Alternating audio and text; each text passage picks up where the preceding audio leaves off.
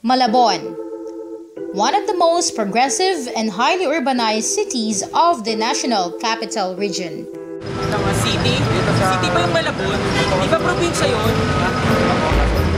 Malabon for me is a far-flung area, flood-prone, and just like the rest of Metro Manila, traffic. Ligit sa alam ng karamihan, itinatag ng Malabon bilang isang city o syudad noon pang May 21, 2001. Ngunit kahit syudad na ito, matagumpay na na-preserve ang mga heritage houses tulad ng Ibaviosa House at maging ang 400 taon ng simbahan ng San Bartolome. Ngunit bukod sa baha at isda, kilala rin ang Malabon sa masasarap na pagkain tulad na lamang ng pansit nito na tanyag hindi lamang sa Metro Manila, kundi sa buong Pilipinas at maging sa ibang bansa.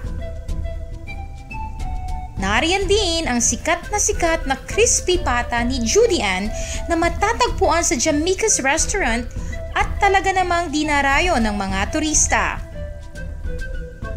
Hindi rin magpapahuli ang Lugaw Experience, kung saan ninyo ma-experience ang authentic lugaw ng mga taga Malabon. Pero kung ang hanap mo naman ay pantanggal umay o iyong tinatawag na pamutat, panghimagas o dessert, you have come to the right place. Meet Aling Tessie. Mahigit 6 na dekada nang gumagawa ng kanyang signature Valencia. Mahilig sa matatamis ang mga taga-Malabon. Ayo, marami kasi, halos kasi mga matamis, mga kakanin. Talagang hilig ng mga taga-Malabon yan. Mga pang-merienda, yan ang hilig. Kumain. At hindi lang saging ang nasa loob nito may sorpresa pang pinipig na binalot sa malutong na lumpia wrapper at asukal na pula. #Surprise Himagas. Tara na sa Betsy's Cake Center sa May Kabayanan. Sa halagang 25 pesos, matitikman mo na ang kanilang orihinal na bersyon ng browas o lady fingers. So I invented a soft browas. Yeah, there are 3 kinds. We have ube, pandan, idiema. Yeah, everything's nice here. Di ba? Malambot at melt in your mouth.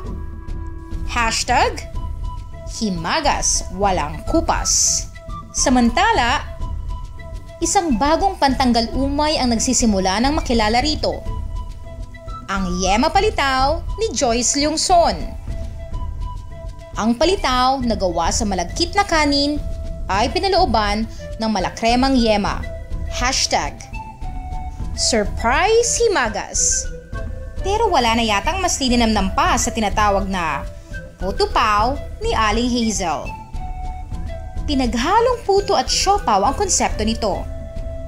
Sa loob ng malambot at malinamnam na puto ay nagtatago ang manamis-namis na asado.